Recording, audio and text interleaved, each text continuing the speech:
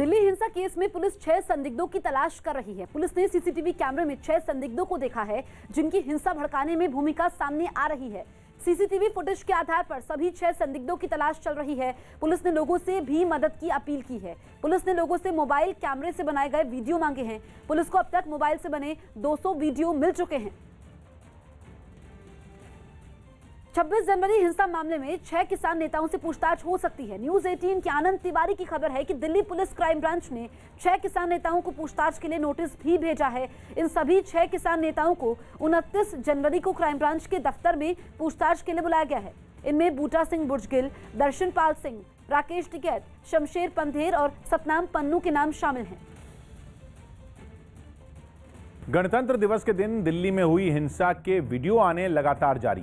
26 जनवरी के दिन हुए उपद्रव के जो नए वीडियो सामने आए हैं उनमें कुछ दिल्ली के शाहदरा इलाके के, जहां पुलिस ने हंगामा करने वाले प्रदर्शनकारियों को पीछे हटने पर मजबूर कर दिया था और उन्हें मनमाने रास्ते पर आगे बढ़ने से रोक दिया था।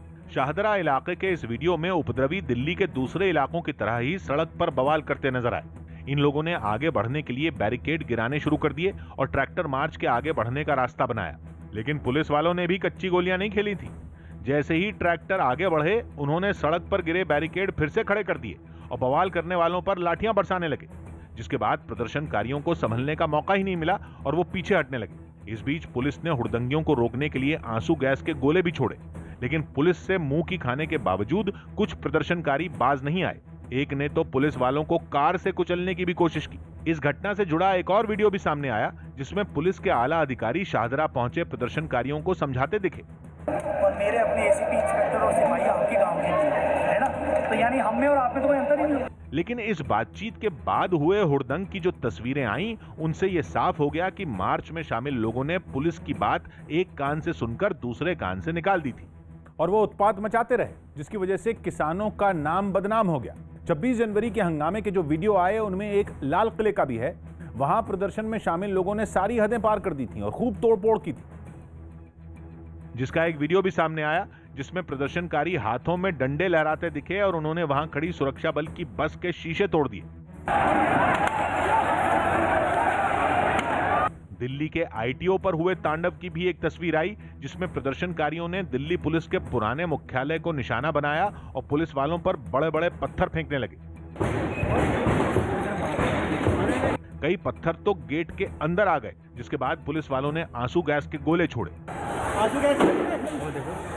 पत्थरबाजी के बीच कुछ पुलिस वाले जोखिम उठाकर गेट तक गए और उन्होंने वहां बैरिकेड लगाए।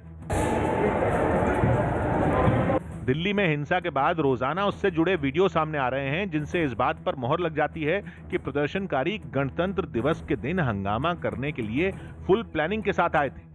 दिल्ली हिंसा में जख्मी हुए जवानों का हाल जानने के लिए गृह मंत्री अमित शाह उन अस्पतालों में पहुंचे जहां घायल जवानों का इलाज चल रहा है। गृह मंत्री की ये कोशिश 2 दिन पहले हुई हिंसा के बाद दिल्ली पुलिस का मनोबल बढ़ाने के लिए रही, जिसके लिए अमित शाह ने उन अस्पतालों का दौरा किया जहां जख्मी जवान भर्ती हैं। दिल्ली का तीरथ राम अस्पताल भी ऐसे ही अस्पतालों में एक रहा जहां गृह मंत्री ने दौरा किया। अस्पताल में पहुंचकर उन्होंने जख्मी जवानों का हालचाल पूछा और हिंसा से जुड़ी घटना पर भी बात की। इसके अलावा अस्पताल के डॉक्टरों से भी जवानों के इलाज की उन्होंने जानकारी ली। गृह मंत्री के अलावा दिल्ली पुलिस के कमिश्नर एसएन श्रीवास्तव ने भी पुलिस के घायल जवानों का हालचाल पूछा। काफी देर तक पुलिस कमिश्नर जख्मी जवानों से बात करते रहे और उनका हौसला भी बढ़ाते रहे।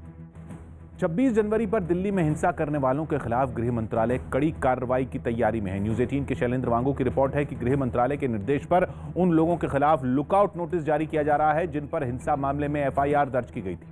इसके साथ ही दिल्ली पुलिस सभी आरोपियों के पासपोर्ट जब्त करने का भी आदेश जारी करेगी ताकि आरोपी देश छोड़कर फरार न हो सकें।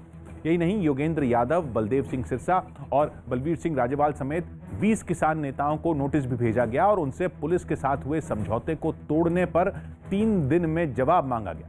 इसके अलावा दिल्ली पुलिस 26 जनवरी को हुई हिंसा में मोबाइल फोन से बनाए गए वीडियो को बतौर सबूत इकट्ठा करेगी, जिसके लिए वो एक नंबर जारी कर लोगों से हिंसा से जुड़े वीडियो भेजने की अपील करेगी। वहीं दंगा करने वालों को पकड़ने के लिए जगह जगह उनके पोस्टर भी लगाए जाएंगे। 26 जनवरी को दिल्ली में हुए हंगामे के दौरान पुष्पलता नाम की एक पुलिस इंस्पेक्टर की दिलेरी का वीडियो सामने आया, जिसमें वो गाजीपुर अंडरपास पर ड्यूटी के दौरान ट्रैक्टर पर सवार किसानों से लोहा लेती दिखाई दी। इसके लिए वो उस ट्रैक्टर के आगे खड़ी हो गई और किसानों को गाजीपुर से आगे जाने से रोकने के लिए जी जान से कोशिश करती दिखाई दी। इस दौरान उनके साथ एक दूसरी पुलिसकर्मी भी मौजूद थी। उन दोनों का मकसद किसानों को आगे बढ़ने से रोकना था। हुड़दंग के दौरान कुछ भी हो सकता था, लेकिन ऐसे माहौल में दोनों पुलिसकर्मियों ने अपनी जान की बाजी लगा दी। सामने आए वीडियो में किसान नेता राकेश टिकैत भी वहीं मौजूद दिखे। ट्रैक्टर पर सवार एक शख्स थोड़ी देर में उसके ट्रैक्टर के आगे खड़ी इन पुलिसकर्मियों के सामने हाथ जोड़ता नजर आया कि वो किसी भी तरह उन लोगों को आगे बढ़ने दें, लेकिन वो नहीं मानी। बताया गया कि करीब 1 घंटे तक वो उन लोगों का इसी तरह उनको संभालती रही। बातों में लेके हम उनको समझाने की कोशिश कर रहे थे कि आप जो है यहाँ से हट जाइए। हाँ। और जो आपने तय किया है उसी रूट पे जाइएगा। जैसे कोई चमत्कार नर्मदा की गहराइयों में अद्भुत शिव संसार बसता है। क्या छुपा है उनमें कोई गहरा राज? सारे सवालों के जवाब पाने के लिए हमें यह खतरा मोल लेना ही होगा। जान दांव पर लगाकर भी लेकर आएंगे आधी हकीकत आधा वसा। सिर्फ न्यूज़ 18 इंडिया पर। News 18 India. दिल्ली के गाजीपुर बॉर्डर पर किसान नेता राकेश टिकैत के अनशन पर अड़ जाने के बाद वहां पुलिस बल बढ़ा दिया गया, लेकिन देर रात पुलिस के जवान गाड़ियों में वापस लौट गए। गाजीपुर बॉर्डर पर लोगों की भीड़ भी कम है। सुबह का वक्त हो चला है और इस वक्त हम गाजीपुर के उस आंदोलन के जगह पर हैं जिसे हटाने के लिए गाजियाबाद प्रशासन ने बाकायदा एक ऑर्डर जारी किया था। इस वक्त आप देख सकते हैं ना यहाँ पर वो पुलिस फोर्स है जो बीती रात यहाँ पर खड़ी थी, क्योंकि कई कंपनियां पुलिस फोर्स की यहाँ पर थी, पैरामिलिट्री फोर्सेस थी, रैपिड एक्शन फोर्स थी। अब यहाँ पर कोई कंपनी नहीं है क्योंकि बीती रात लगभग 12 बजे के आसपास यहाँ से हटा दी गई थी। वहीं दूसरी तरफ मैं दिखाना चाहूँगा अपने बाईं तरफ जहाँ पर किसानों के ये टेंट लगे हुए थे, क्योंकि यहाँ से पीछे को बहुत कम लोग रह गए थे, ऐसा उस शुरुआत में माना जा रहा था। लेकिन रात को अचानक कुछ लोग जब के जो किसान नेता राकेश टिकैत हैं वो मंच से काफ़ी ज़ोर से रोए और फूट कर रोकर उन्होंने अपने संगी साथियों को बुलाने की कोशिश की। उनका ये कहना था कि मंच से कि सभी लोग आए, और जिसके बाद अब यहाँ पर रात को किसानों की आवाजाही बढ़ी, जिसके बाद इस मंच से पुलिस फोर्स तो नहीं आई, लेकिन राकेश टिकैत अब यहीं इसी मंच पर बैठे हैं और उनके साथ कुछ उनके सपोर्टर्स आए हैं ताकि इस आंदोलन को ख़त्म नहीं किया जा सके। राकेश टिकैत का कहना था कि ये आंदोलन और रहेगा और बढ़ेगा, और इसको लेकर अब आज की अगली रणनीति होगी कि कई जगह पर पंचायतें होने की उन्होंने घोषणा की है, और अब ये देखना होगा कि किस तरह से आगे की रणनीति पर ये किसान आंदोलन चलता है। ट्रैक्टर रैली के दौरान हुई हिंसा के बाद दिल्ली की सीमाओं पर हलचल तेज हो गई। इस बीच दिल्ली पुलिस और यूपी पुलिस ने गाजीपुर बॉर्डर पर बेहद सख्त रुख अपना लिया। पिछले 2 महीने से जारी किसानों के प्रदर्शन को खत्म कराने के आदेश दिए गए, जिसके बाद वहां भारी संख्या में सुरक्षा बल की तैनाती कर दी गई। लेकिन किसान नेता राकेश टिकैत ने किसानों के सामने भड़काऊ भाषण देकर आंदोलन जारी रखने की धमकी दे दी। कोई गिरफ्तारी नहीं देगा। अगर यहाँ पे कुछ हुआ उसकी जिम्मेदारी पुलिस प्रशासन की होगी। कोई गिरफ्तारी नहीं देंगे। आप जाओ यहाँ से, यहाँ गोली चलेगी। राकेश टिकैत ने भावुक होते हुए दावा किया कि कृषि सुधार कानूनों की वापसी तक किसानों का आंदोलन जारी रहेगा। राकेश टिकैत की जब तक जान है ये ना धरना स्थल खाली होगा, न ये आंदोलन खाली होगा। इस दौरान गाजीपुर बॉर्डर पर भारी सुरक्षा बल तैनात रहा। गाजियाबाद के डीएम और एसपी भी मौके पर मौजूद रहे। दोपहर में ही डीएम ने रात तक आंदोलन की जगह को खाली करने का निर्देश दे दिया था, क्योंकि दिल्ली में हुई हिंसा की घटनाओं का असर उन सभी सीमाओं पर दिखा जहां किसान पिछले 2 महीने से डटे थे। इसकी शुरुआत एक दिन पहले ही हो गई थी जब किसानों से जुड़े 2 संगठनों ने खुद को आंदोलन से अलग करने का ऐलान कर दिया, जिसके अगले ही दिन दिल्ली के सभी बॉर्डरों पर इसका असर भी दिखने लगा। गाजीपुर बॉर्डर से सामने आई तस्वीरों में प्रदर्शन करने वाले किसानों की संख्या में अचानक कमी देखी गई। वहीं यूपी पुलिस ने फ्लैग मार्च भी निकाला, जिससे धरने पर बैठे किसानों के बीच हलचल तेज हो गई। गाजीपुर बॉर्डर पे इस वक्त हम मौजूद है जहां पर पुलिस का फ्लैग मार्च आप देख रहे हैं। हिंसा की घटनाओं के बाद गाजीपुर बॉर्डर पर कई टेंट खाली हो गए। हालांकि भारतीय किसान यूनियन से जुड़े लोग अब भी वहां नजर आए। वहीं दिल्ली पुलिस ने ट्रैक्टर रैली से पहले हुए समझौते को तोड़ने पर यूनियन के नेता राकेश टिकैत के टेंट के बाहर नोटिस चिपका दिया। उनसे इस मामले में जवाब भी मांगा गया। उसमें तो तीन दिन का 3 दिन का वो मांगे आके क्या क्या चीज उसका जवाब दे दो, तो जवाब दे देंगे उसका। गाजीपुर बॉर्डर पर पिछले 2 महीने से डटे राष्ट्रीय किसान मजदूर संगठन के वहां से चले जाने के बाद किसानों का प्रदर्शन ठंडा पड़ गया, क्योंकि गणतंत्र दिवस के दिन जिस तरह किसानों ने ट्रैक्टर रैली निकाली और एक के बाद एक हिंसा की कई घटनाएं हुई, उससे देश भर में नाराजगी बढ़ गई। किसानों के समर्थन में खड़े लोग भी उनका विरोध करने लगे और यही वजह रही कि चिल्ला बॉर्डर पर डटे भारतीय किसान यूनियन के भानु गुट के किसानों ने एक दिन पहले ही अपना प्रदर्शन खत्म कर दिया, जिसके बाद वहां गाड़ियों की आवाजाही एक बार फिर शुरू हो गई। 58 दिनों के बाद अब आप देख सकते हैं चिल्ला बॉर्डर खुल चुका है। ट्रैफिक मूवमेंट यहाँ साधारण रूप से वापस आ चुका है। हालांकि टिकरी बॉर्डर पर थोड़ी हलचल देखने को मिली, लेकिन किसानों का प्रदर्शन यहाँ भी कमजोर होता दिखाई दिया। हिंसा की घटना के बाद यहाँ से कई किसान वापस चले गए। 26 जनवरी यानी गणतंत्र दिवस के दिन दिल्ली में हुए हिंसा के बाद टिकरी बॉर्डर की स्थिति बदल गई। किसानों की संख्या में कमी आने के बावजूद टिकरी बॉर्डर पर सुरक्षा व्यवस्था और कड़ी कर दी गई। सुरक्षा बल के सैकड़ों जवान वहां तैनात दिखे। कांग्रेस और एनसीपी समेत कई विपक्षी दलों ने आज बजट सत्र की शुरुआत में होने वाले राष्ट्रपति के अभिभाषण के बहिष्कार का ऐलान किया। संसद का बजट सत्र राष्ट्रपति के अभिभाषण से होगा, लेकिन कांग्रेस, शिवसेना और एनसीपी समेत 16 विपक्षी दल राष्ट्रपति के अभिभाषण में शामिल नहीं होंगे। इन विपक्षी दलों ने कृषि सुधार कानूनों पर विरोध जताने के लिए अभिभाषण के बहिष्कार का फैसला किया है। जो सेशन है, जॉइंट सेशन, उसका बहिष्कार करता है। केंद्र ने विपक्षी दलों से उनके फैसले पर दोबारा विचार करने की अपील की। This type of boycotting the president's speech is uncalled for. I appeal to them, kindly reconsider this decision. कृषि सुधार कानूनों पर मचे घमासान की वजह से इस बार बजट सत्र की काफी हंगामेदार रहने की संभावना है। कृषि सुधार कानूनों के विरोध में उत्तर प्रदेश के बागपत में पिछले 40 दिन से हाईवे पर धरना दे रहे किसानों को पुलिस ने हटा दिया। यूपी सरकार ने राज्य के किसानों के धरनों को खत्म करवाने का आदेश दिया है, जिसके तहत कार्रवाई करते हुए हाईवे को खाली करा लिया गया। इस दौरान पुलिस और प्रशासन के कई बड़े अधिकारी भी वहां मौजूद रहे। उनकी अपील पर कुछ किसान तो खुद ही वहां से चले गए, लेकिन जिन्होंने जाने में आनाकानी की उन पर पुलिस ने सख्ती भी दिखाई।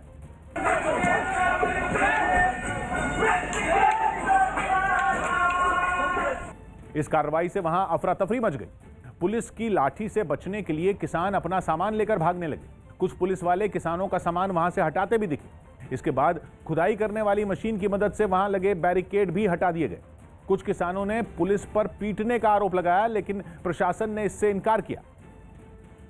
शांतिपूर्ण ढंग से ये लोग अपना स्वतः चले गए। हम लोग उनके जो सामान थे उनको रख दिए। किसानों से हाईवे खाली करा लेने के बाद वहां गाड़ियों की आवाजाही एक बार फिर से शुरू हो गई। दिल्ली के सिंघू बॉर्डर पर भी हलचल अचानक बढ़ गई और हंगामा शुरू हो गया। 26 जनवरी की घटना का असर 2 दिन बाद दिखा, जब सिंघू बॉर्डर के आसपास के कई गांवों के लोग बॉर्डर खाली करवाने पहुंच गए और तिरंगे झंडे लहराते हुए नारे लगाने लगे।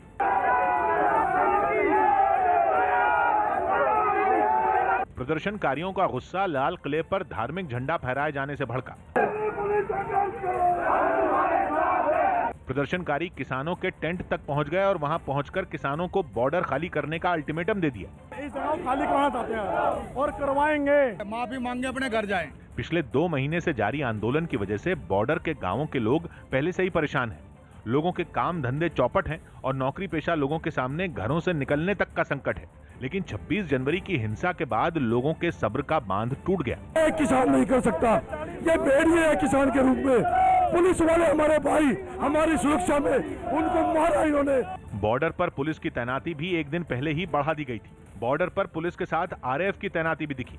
घंटों तक सिंघू बॉर्डर पर किसानों के खिलाफ प्रदर्शन चलता रहा, लेकिन दोनों पक्षों में टकराव की स्थिति नहीं बनी। और कुछ ऐसा ही हाल हरियाणा और राजस्थान के बॉर्डर पर भी हुआ।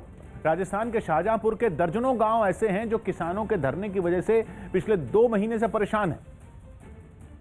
लेकिन 26 जनवरी की हिंसा देखने के बाद उनके भी सब्र का बांध टूट गया। अचानक बड़ी संख्या में गांवों के लोग किसानों का धरना खत्म करवाने के लिए हाईवे पर पहुंच गए। इस वक्त देखिए कि शाहजहांपुर बॉर्डर पर जो ग्रामीण है वो आ गए हैं हाईवे खुलवाने के लिए और बड़ी संख्या के अंदर 35 गाँव के लोग हैं। ये सड़क पर उतरे प्रदर्शनकारियों ने अल्टीमेटम दे दिया कि वो हाईवे खुलवा कर ही सड़क से हटेंगे। दिल्ली जयपुर हाईवे का ये हिस्सा किसान आंदोलन के कारण कई दिनों से बंद है। पब्लिक परेशान है, रोजी रोटी के लिए सारे परेशान हो रहे हैं। यहाँ पर कितनी पब्लिक परेशान है, सारा हाईवे उन्होंने घूम कर रखा है। पिछले 2 महीने परेशान है। आज हटवा के मानेंगे इसको, कुछ मरेंगे या मारेंगे, हटवा के मानेंगे आज इसको। किसानों के खिलाफ नारेबाजी तेज हुई तो पुलिस का पहरा भी सख्त हो गया। थोड़ी ही देर में सरकारी अफसर भी पहुंच गए। वो नाराज लोगों को समझाने की कोशिश करते रहे, लेकिन बात नहीं बनी, क्योंकि गांव के लोगों का कहना था कि उनको तकलीफ बंद हाईवे से ज्यादा तिरंगे के अपमान से हुई है।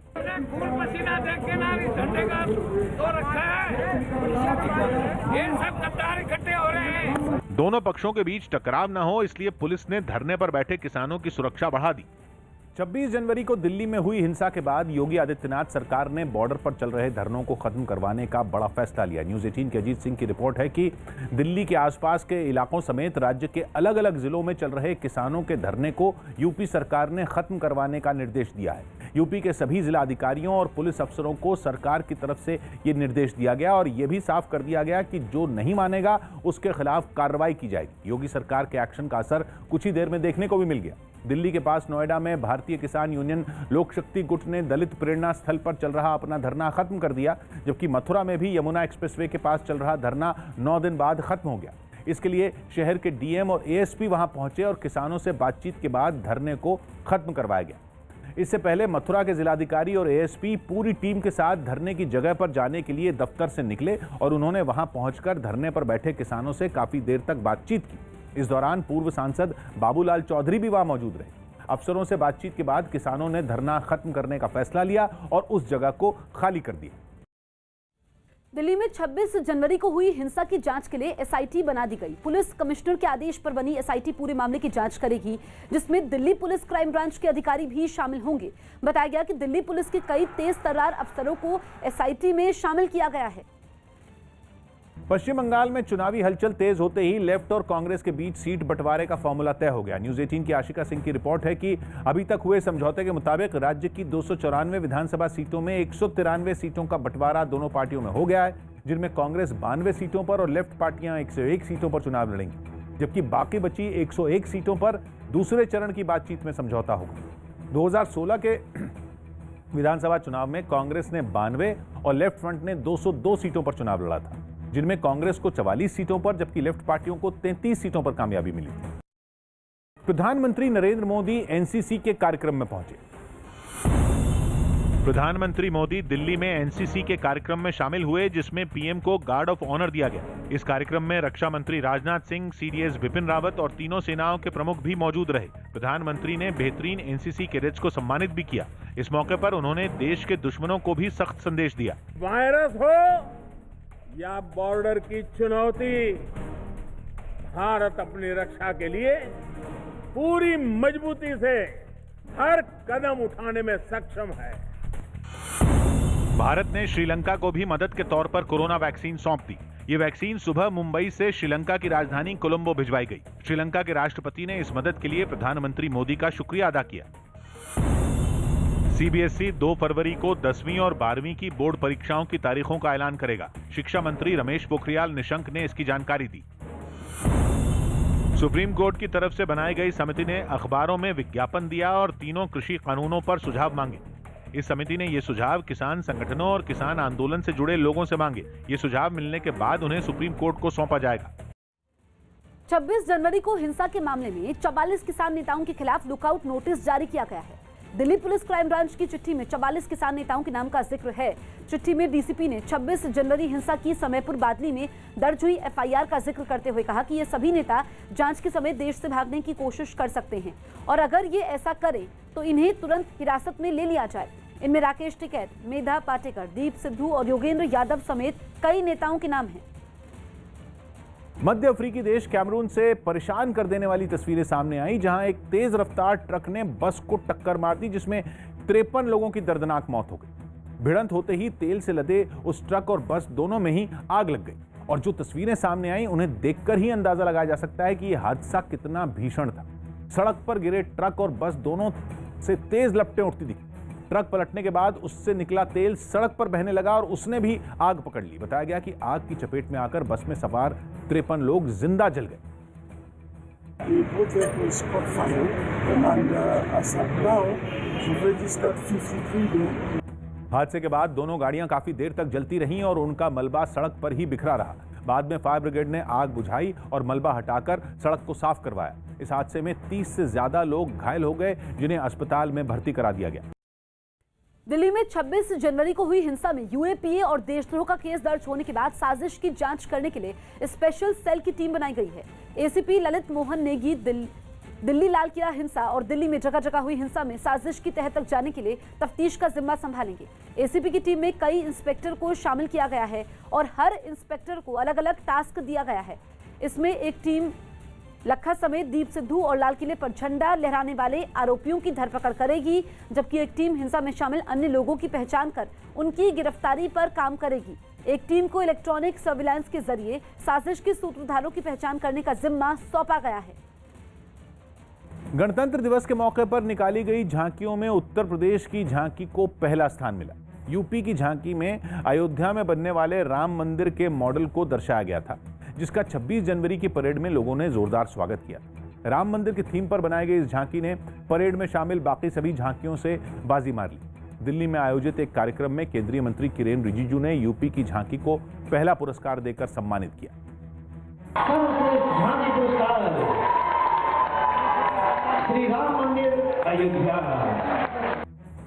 26 जनवरी को पहला मौका था जब राजपथ पर राम मंदिर की झांकी निकाली गई। राम मंदिर के अलावा उस झांकी में उत्तर प्रदेश की सांस्कृतिक विरासत को दिखाने की कोशिश भी की गई थी। सामाजिक समरसता, सांस्कृतिक विरासत को दिखाने के लिए उत्तर प्रदेश की झांकी को पहले स्थान के लिए चुना गया। राम मंदिर की झांकी को पहला स्थान मिलने की खुशी में योगी आदित्यनाथ ने इस झांकी को पूरे यूपी में दिखाने का फैसला किया। यूपी की झांकी के अलावा दूसरा स्थान त्रिपुरा की झांकी को मिला, जो आत्मनिर्भर भारत की थीम पर बनाई गई थी। वहीं तीसरे स्थान पर उत्तराखंड की झांकी रही, जिसमें केदारनाथ मंदिर के मॉडल को दिखाया गया। मुंबई के भांडुप इलाके में कपड़े की एक फैक्ट्री में लगी आग बुझा ली गई है। दमकल की 12 गाड़ियों ने 2 घंटे की मशक्कत के बाद आग बुझाई। गनीमत ये रही कि फैक्ट्री में आग लगते ही वहां काम कर रहे करीब 50 कर्मचारी समय रहते बाहर निकल आए, नहीं तो बड़ा हादसा हो सकता था। हादसे में किसी के घायल होने की खबर नहीं है। आग लगने की वजह शॉर्ट सर्किट बताई जा रही है। ओडिशा के कटक से सांसें थाम कर रख देने वाला एक वीडियो सामने आया, जिसमें साइकिल पर सवार एक छात्रा को ट्रक ने टक्कर मार दी। बताया गया कि वो अपने कोचिंग सेंटर से घर लौट रही थी। तभी सड़क किनारे चल रही इस छात्रा को पीछे से आ रहे एक ट्रक ने जोरदार टक्कर मार दी, जो कि सामने आए वीडियो में साफ दिखा। टक्कर लगने के बाद वो लड़की संभल नहीं पाई और जैसे ही सड़क पर गिरी, उस ट्रक के पिछले पहिए उसके ऊपर से होकर गुजर गए, जिससे उसकी मौके पर ही मौत हो गई। हालांकि बाद में पुलिस ने आरोपी ट्रक ड्राइवर को गिरफ्तार कर लिया। हॉलैंड के एंडोवेन से एक हैरान करने वाला वीडियो सामने आया। वहां लॉकडाउन का विरोध कर रही एक महिला पर पुलिस ने पानी की बौछार की, जिससे वो बुरी तरह घायल हो गई। हॉलैंड में कोरोना का नया वेरिएंट मिलने के बाद से लॉकडाउन बढ़ा दिया गया है, जिसका जोरदार विरोध भी हो रहा है। और इसी कड़ी में ये महिला भी वहां प्रदर्शन के लिए पहुंची, लेकिन तभी पुलिस ने भीड़ को खदेड़ने के लिए पानी की बौछार शुरू कर दी। पानी की धार इतनी तेज थी कि उसकी चपेट में आकर महिला पहले दीवार से टकराई और फिर जमीन पर गिर पड़ी। जमीन पर गिरने के बाद वो दर्द से करहाती नजर आई। बाद में उसके साथी ने उसे सहारा देकर उठाया, लेकिन मुंह के बल गिरने की वजह से वो बुरी तरह घायल हो गई। लाल किले में उपद्रव करने और अपना झंडा लहराने वाले की पहचान पंजाब के तरन तारण के जुगराज सिंह के तौर पर हुई। इसी बीच लाल किले में झंडा फहराने का एक और वीडियो भी सामने आया, जो अब तेजी से वायरल हो रहा है, जिसमें एक आदमी वहां तिरंगा फहराने वाले पोल पर अपना झंडा लगाता दिखा। हर साल 15 अगस्त के मौके पर प्रधानमंत्री इसी जगह झंडा फहराते हैं, लेकिन भीड़ में शामिल उस आदमी ने इसी पोल पर चढ़कर अपना झंडा फहरा दिया। इस बीच हंगामे में जुगराज सिंह की पहचान होने पर न्यूज़ 18 की टीम तरन तारण के उसके घर पहुंची, जहां उसके बुजुर्ग दादा दादी ही नजर आए। बताया गया कि जुगराज के माता पिता खबर सामने आने के बाद से ही घर छोड़कर गायब। इस दौरान गाँव के दूसरे लोग भी उसके घर के बाहर इकट्ठा नजर आए। बातचीत के दौरान जुगराज के दादा अपने पोते का बचाव करते दिखाई दिए। ਮੈਨੂੰ कुछ जानकारी नहीं भी झंडा लहराउण दा इत्थे की मतलब हो सकता है, बहुत ज़्यादा गलत है। हालांकि उन्होंने और वहां मौजूद गांव के दूसरे लोगों ने जुगराज की इस हरकत पर दुख भी जाहिर किया। अमेरिका के शिकागो से दिल दहला देने वाली तस्वीरें सामने आई, जहां एक मकान में आग लगने से 5 लोगों की झुलसकर मौत हो गई। हादसे में जान गंवाने वाले लोग एक ही परिवार के मेंबर थे, जो सभी आग की चपेट में आ गए। घटना की जानकारी मिलने के बाद वहां फायर ब्रिगेड और पुलिस की कई गाड़ियां पहुंची और फौरन आग पर काबू पा लिया। लोगों के जिंदा बचने की उम्मीद में कुछ दमकल कर्मी मकान के अंदर भी पहुंच गए। आग जिस मकान में लगी वो सड़क के किनारे था और इसीलिए पुलिस ने उस सड़क पर कुछ देर के लिए ट्रैफिक भी रोक दिया। भारतीय रेलवे ने यात्रियों को बड़े और भारी सामान को ढोने से छुटकारा दिलाने के लिए अहम कदम उठाया। न्यूज़ 18 के चंदन जजवाड़े की रिपोर्ट है कि अब ट्रेन से सफर करने वाले यात्री घर से स्टेशन खाली हाथ जा सकेंगे, क्योंकि रेलवे ने यात्रियों के लिए एक ऑनलाइन सेवा शुरू की है, जिसे फिलहाल अहमदाबाद रेलवे स्टेशन पर पायलट प्रोजेक्ट के तौर पर शुरू किया गया। इसके लिए लोगों को www.bookbaggage.com वेबसाइट या बुक बैगेज ऐप का इस्तेमाल करना होगा, जिस पर रजिस्ट्रेशन कराने के बाद यात्री को ट्रेन के जिस कोच में सफर करना है और उसके सामान से जुड़ी जानकारी देनी होगी, जिसके बाद उसके सामान को 4 से 5 घंटे पहले घर से जाकर उस यात्री की सीट तक पहुंचा दिया जाएगा। खास बात यह कि सामान पर QR कोड लगाया जाएगा, जिससे यात्री अपने सामान को ऑनलाइन ट्रैक भी कर सकेंगे। इस सेवा के लिए यात्रियों को सामान के वजन और दूरी के हिसाब से 50 रुपए से 600 रुपए तक चुकाने होंगे।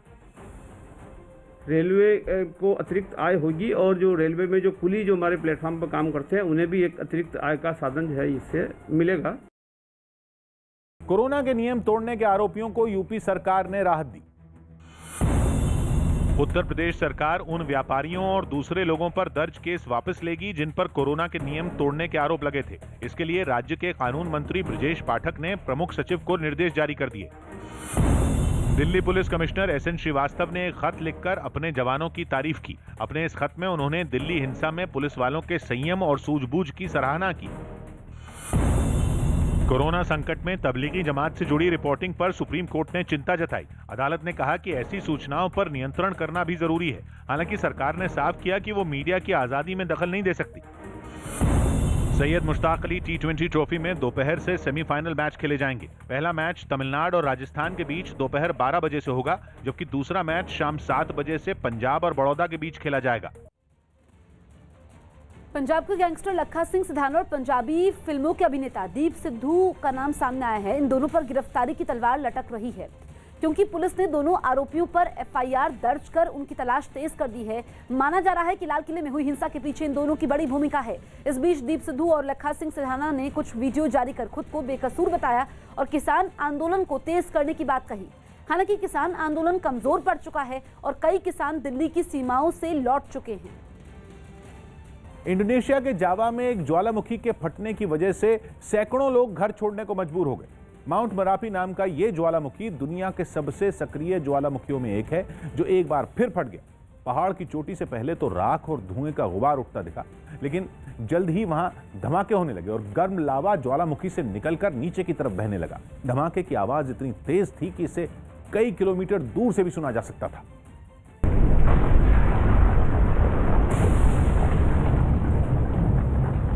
ज्वालामुखी से निकली राख और धुएं के बादल ने पहाड़ के बड़े हिस्से को ढक लिया। बाद में ये नदी की तरह नीचे बहने लगा। ज्वालामुखी का ये रूप देख आसपास रहने वाले लोग सहम गए। लोगों को आनन फानन में वहां से हटाकर सुरक्षित ठिकानों की तरफ भेजा गया।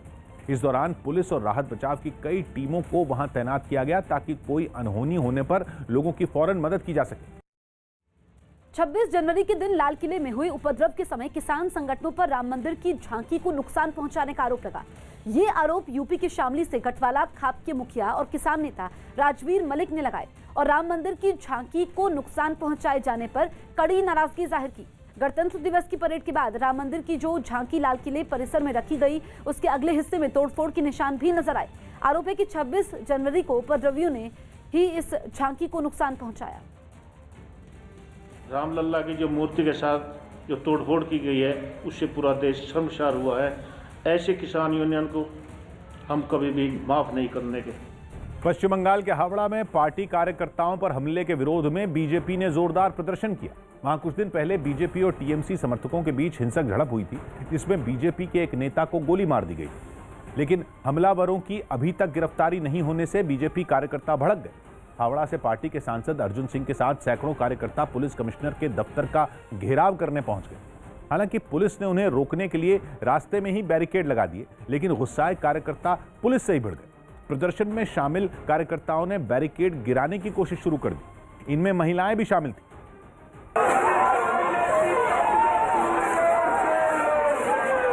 काफी देर तक हंगामा होने के बाद आखिरकार बीजेपी सांसद और कुछ दूसरे कार्यकर्ताओं को पुलिस कमिश्नर से मिलने की इजाजत दे दी गई, लेकिन जब वो दफ्तर के अंदर पहुंचे तो पुलिस कमिश्नर वहां मौजूद ही नहीं थे। इससे उनका गुस्सा और भड़क उठा और उन्होंने दफ्तर के अंदर ही प्रदर्शन शुरू कर दिया। यही नहीं, उन्होंने पुलिस कमिश्नर की राज्यपाल से शिकायत करने की चेतावनी दी। राज्यपाल কাছে যাব এরপরে আর राज्यपाल के बोलबो এর বিচার করা হোক আর কালকে প্রিভিলেজ নোটিশ लोकसभा के जमा हो। यही नहीं, बुरी तरह भड़के अर्जुन सिंह ने चुनाव से पहले प्रदेश में राष्ट्रपति शासन लगाए जाने की भी मांग की। लाल किले में हुई तोड़फोड़ के मामले में एफआईआर दर्ज करने की प्रक्रिया शुरू हो गई। केंद्रीय मंत्री प्रहलाद पटेल ने जानकारी दी कि लाल किले में उपद्रव करने वालों के खिलाफ कड़ी कार्रवाई की तैयारी की जा रही है। एएसआई के अधिकारी जो लाल किले के हमारे इंचार्ज हैं, उनने जाकर थाने में उस क्षति के बारे में अपनी जानकारी दी है और घटनाक्रमों के समय अवधि के साथ ही दी है।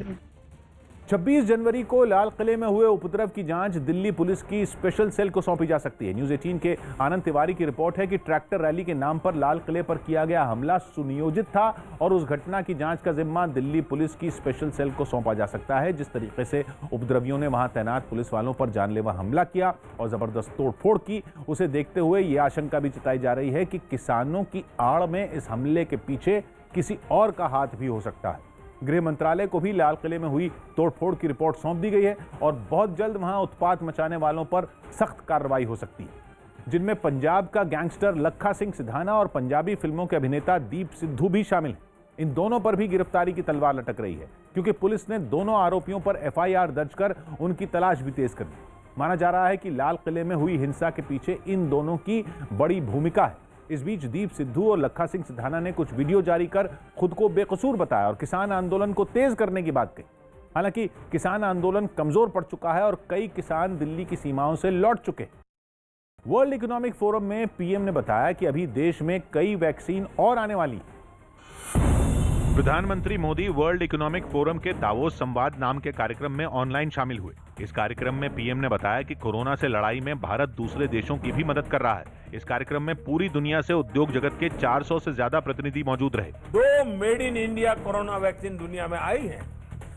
आने वाले समय में कई और वैक्सीन भारत से बनकर के आने वाली है।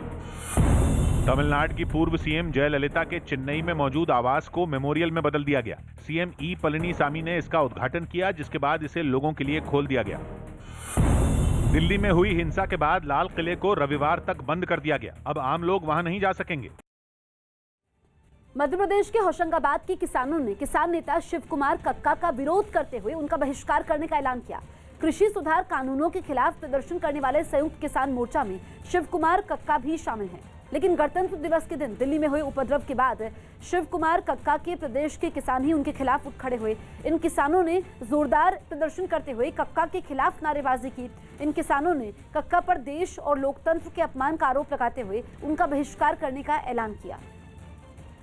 शिव कुमार कक्का जी, जो कि अपने देश की और अखंडता के नाम पर एक कलंक है, जो देश के लिए शर्मनाक बात है। उन्होंने लाल किले के झंडे को अपमान किया है। तो ऐसे शरारती तत्वों को हम अपने समाज से बहिष्कार करने का काम करेंगे। आज की ताजा खबर जारी है। मैं हूं किशोर अजवाणी।